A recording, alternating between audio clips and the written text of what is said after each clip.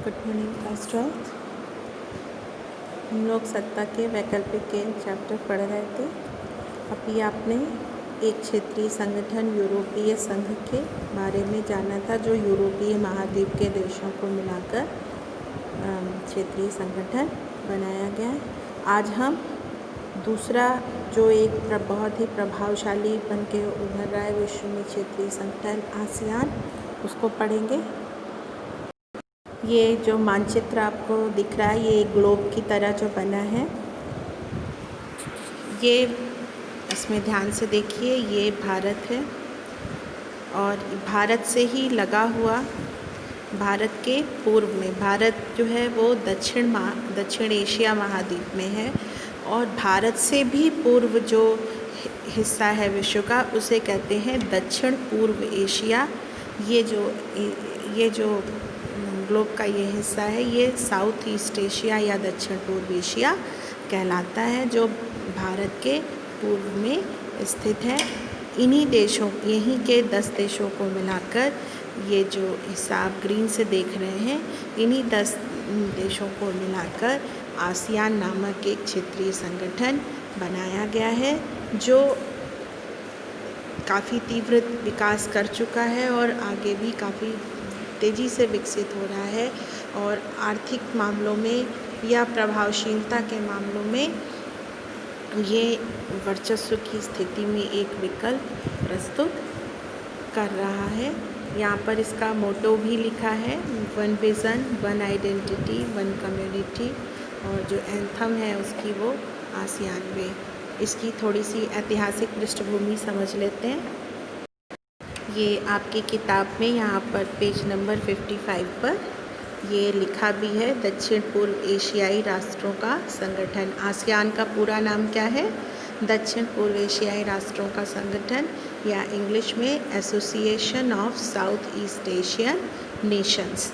पूरा नाम बेटा या आना चाहिए सबको। तो आसियान का जो पृष्ठभूमि हम लोग पढ़ रहे थे, तो आपकी किताब में यहाँ पर दिया भी है कि जो सेकेंड वर्ल्ड वॉर के पहले और उसके दौरान, मतलब सेकेंड वर्ल्ड वॉर के समय और उससे पहले, जो ये अभी आपने ये दक्षिण पूर्व एशिया का हिस्सा देखा था, वो उपनिवेश से प्रभावित था। जैसे भारत उपनिवेशवाद का शिकार था, उसी प्रकार ये देश भी उपनिवेशवाद का शिकार थे। पहले यूरोपीय उपनिवेश और उसके बाद द्वितीय विश्व युद्ध के दौरान जापानियों ने इन देशों पर अपना आधिपत्य स्थापित कर लिया था। द्वितीय विश्व युद्ध में काफ़ी नुकसान भी हुआ, काफ़ी यहाँ पर युद्ध हुआ, जिससे राजनीतिक और आर्थिक रूप से इस क्षेत्र में, साउथ ईस्ट एशिया दक्षिण पूर्व एशिया में काफ़ी उथल पुथल हुई, सरकारें बदली और आर्थिक रूप से भी काफ़ी विनाश हुआ। तो ये है इसकी पृष्ठभूमि, इस युद्ध और उपनिवेशवाद का जो स्वाभाविक परिणाम था। एकीकरण में बाधा आई, राष्ट्र निर्माण में विखंडनवादी प्रवृत्तियों को प्रोत्साहन मिला। दूसरा, आर्थिक रूप से काफ़ी पिछड़ा इलाका था, ये गरीबी बहुत ज़्यादा थी। और उसके बाद जो दूसरा जो इंसिडेंट था, जो आप सब जानते हैं, द्वितीय विश्व युद्ध के बाद शीत युद्ध का दौर शुरू हो गया और शीत युद्ध में जो गुटबंदी की राजनीति शुरू हो गई कि या तो आप पूंजीवादी गुट में जाइए या साम्यवादी गुट में शामिल होइए, तो उस गुटवादी राजनीति का भी से भी ये साउथ ईस्ट एशिया के, दक्षिण पूर्व एशिया के देश काफ़ी प्रभावित हुए और इनमें से काफ़ी देश जो हैं वो या तो पूंजीवादी गुट में शामिल हो गए अथवा साम्यवादी गुट में शामिल हो गए। तो शीत युद्ध के दौरान ये पूरा इलाका जो है वो शीत युद्ध के राजनीति से, सैनिक संघर्षों से प्रभावित रहा। ये आपने साउथ ईस्ट एशिया देशों की एक पृष्ठभूमि समझी। दूसरी चीज़ जो यहाँ पर आपकी किताब में दी है, आपको याद होगा, गुटनिरपेक्ष आंदोलन, जो नए ऐसे ही उपनिवेशिक दास्ता से स्वतंत्र हुए जो नए देश थे, उनका एक संगठन बनाया गया था। अफ्रो एशियाई एकता का नारा देते हुए बांडुंग सम्मेलन, और 1961 में जो गुटनिरपेक्ष आंदोलन स्टार्ट हुआ था, वो उसका भी उद्देश्य यही था कि इन देशों का जो नवोदित देश है उनमें शांति स्थापित हो, एकीकरण हो और वो गुटीय राजनीति में ना फंसें। और आर्थिक विकास कर सके। लेकिन गुटनिरपेक्ष आंदोलन इन समस्याओं को जो जो एकीकरण की समस्या थी, आर्थिक पिछड़ेपन की समस्या थी, उसे हल कर पाने में बहुत ज़्यादा सफल नहीं हो सका। और उसका जो मुख्य कारण था वो क्या था? क्योंकि गुटनिरपेक्ष आंदोलन पूरे विश्व को देशों को लेकर चलता था। वो अफ्रीका के भी थे, एशिया के भी थे, लैटिन अमेरिका के भी थे। तो इस तरह से भौगोलिक रूप से काफ़ी विस्तृत था गुटनिरपेक्ष आंदोलन। तो वो जो एक क्षेत्र विशेष की, विश्व की एक एरिया विशेष की पर्टिकुलर जो समस्याएं थी, जिसका समाधान वहाँ के संस्कृति, वहाँ के कल्चर के, वहाँ की स्थितियों के, स्थानीय स्थितियों के हिसाब से ही हो सकता था, वो कर पाने में गुटनिरपेक्ष आंदोलन थोड़ा ज़्यादा सफल नहीं हो पाया। इसलिए जो है एक तरह से सहयोग की एक शुरुआत क्षेत्रीय स्तर पर मतलब दक्षिण पूर्व एशियाई स्तर पर, जिसमें सिर्फ दक्षिण पूर्व एशिया के ही देश सम्मिलित हो, ऐसा संगठन बनाकर क्षेत्रीय सहयोग संगठन की शुरुआत की गई। किताब में ये आपकी दिया हुआ है। 1967 में 5 देश शुरुआत, आसियान की स्थापना 1967 में, ये आपको याद होना चाहिए, अक्सर पूछा जाता है। आसियान की स्थापना अगस्त 1967 में की गई। बैंकॉक डिक्लेरेशन या बैंकॉक घोषणा कहा जाता है इसे, इस पर ही साइन करके 5 देश आसियान के मेंबर बने और आसियान की शुरुआत हुई। ये 5 देश जो शुरुआती सदस्य देश थे वो कौन से थे? इंडोनेशिया, मलेशिया, फिलीपींस, सिंगापुर और थाईलैंड। ये 5 देश पूंजीवादी गुट के सदस्य थे। इन 5 देशों ने मिलकर बैंकॉक घोषणा पर हस्ताक्षर के माध्यम से 1967 में आसियान का आरंभ किया। और जो इस संगठन का मेन उद्देश्य था वो क्या था?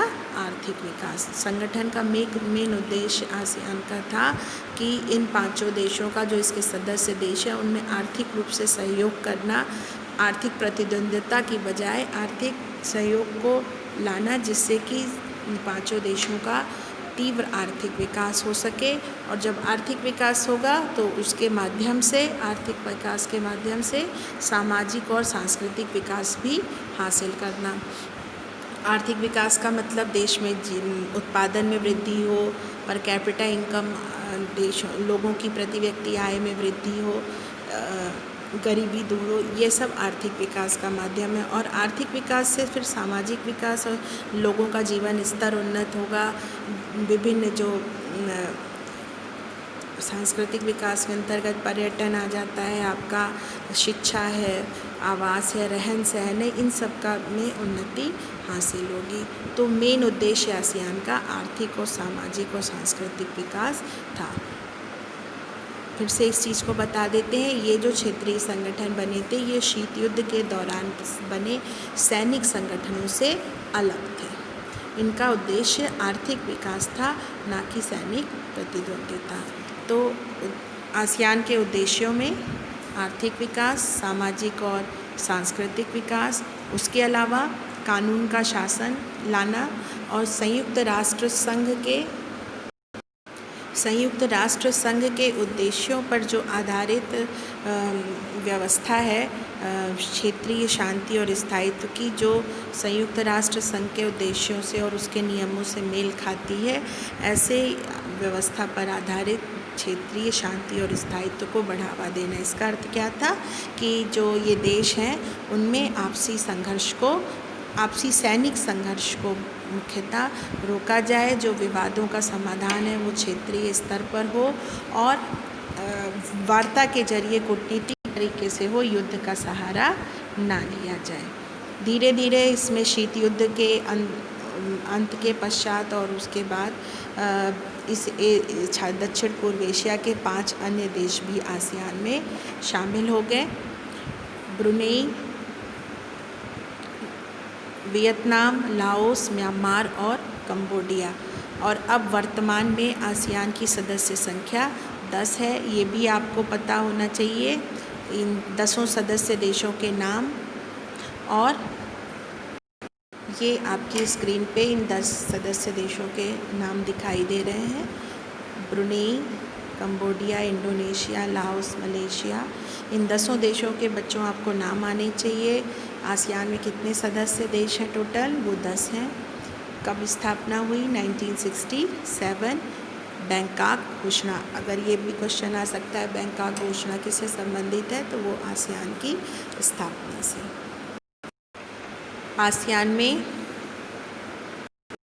आसियान के 3 प्रमुख घटक अंग हैं, शाखाएं, ब्रांचेस जिसे आप कह सकते हैं। आसियान सुरक्षा समुदाय, आसियान आर्थिक समुदाय और आसियान सामाजिक सांस्कृतिक समुदाय। ये 3 मेन उसके ब्रांचेस या घटक हैं जो 3 अलग अलग कार्यों को संपादित करती हैं। पहला है आसियान सुरक्षा समुदाय। आसियान सुरक्षा समुदाय का उद्देश्य क्या है?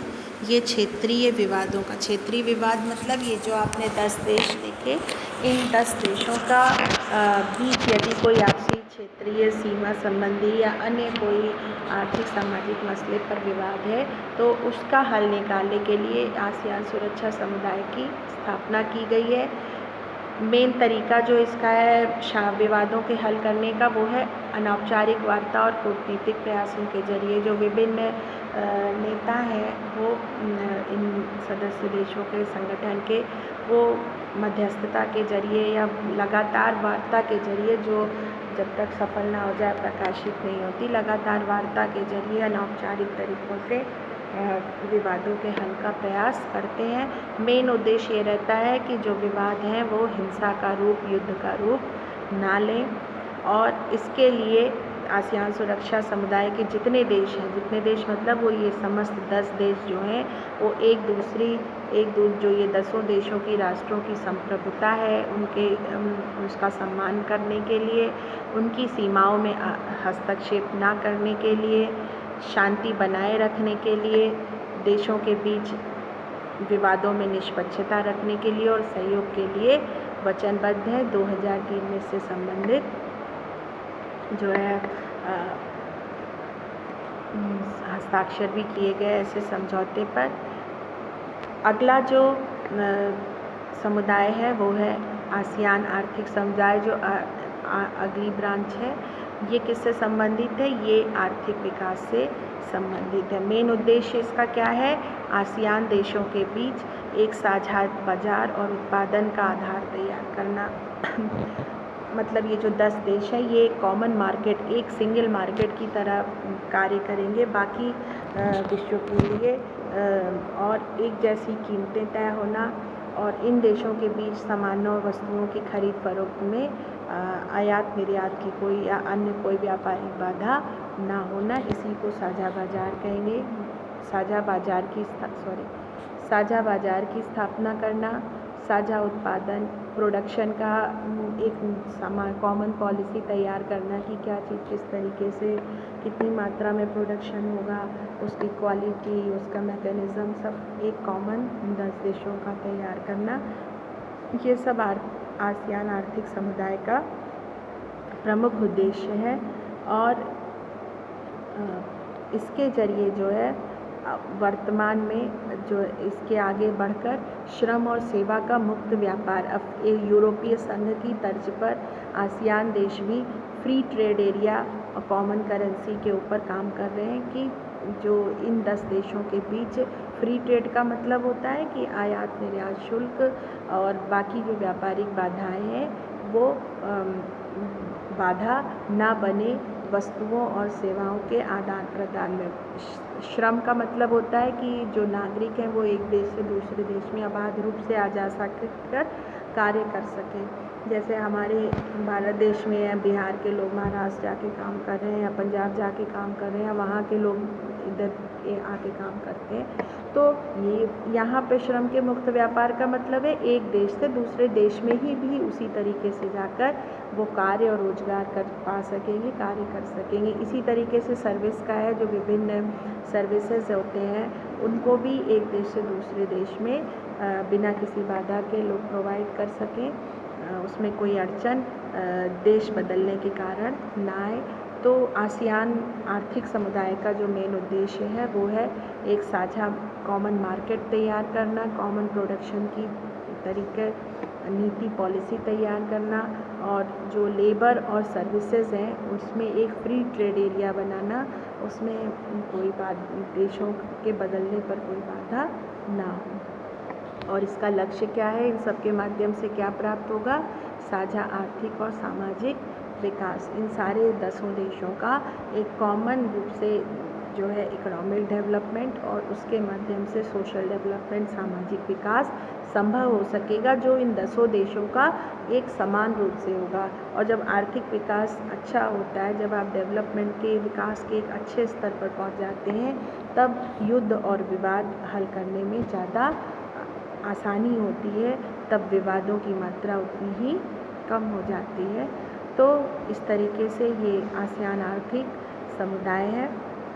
यद्यपि ये आर्थिक मामले में अभी भी यूरोपीय संघ, अमेरिका और जापान से पीछे है, परंतु विकास की जो गति है, जो हर प्रतिवर्ष इसके बढ़ोतरी का रेट है, वो काफ़ी अधिक है, और इसी कारण जो है ये विश्व में एक प्रभावशाली संगठन के रूप में उभरा है।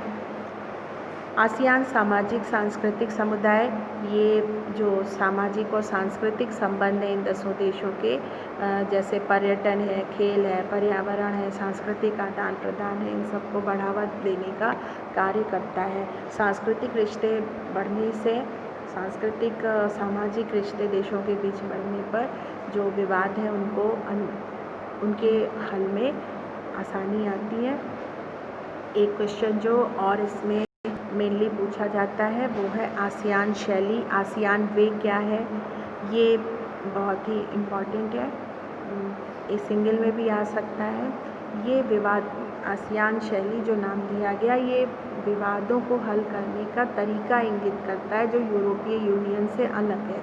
इनफॉर्मल तरीके को, अनौपचारिक और वैयक्तिक प्रयास कि यदि देशों के बीच कोई विवाद है तो उसे अनौपचारिक रूप से नेता व्यक्तिगत स्तर पर बातचीत के द्वारा, लगातार बातचीत के द्वारा मिलके लगातार मुलाकातों के जरिए, बातचीत के जरिए हल करने का प्रयास करते हैं। जो और उस बातचीत में जो है, जो ये दक्षिण पूर्व एशिया की सांस्कृतिक विशिष्टता है, वहाँ की जो सांस्कृतिक विशिष्टताएं हैं, उनको ध्यान में रखते हुए उस तरीके से अनौपचारिक वार्ता से विवादों के हल करने का प्रयास ही जो है वो आसियान शैली कहा गया है। और ये काफ़ी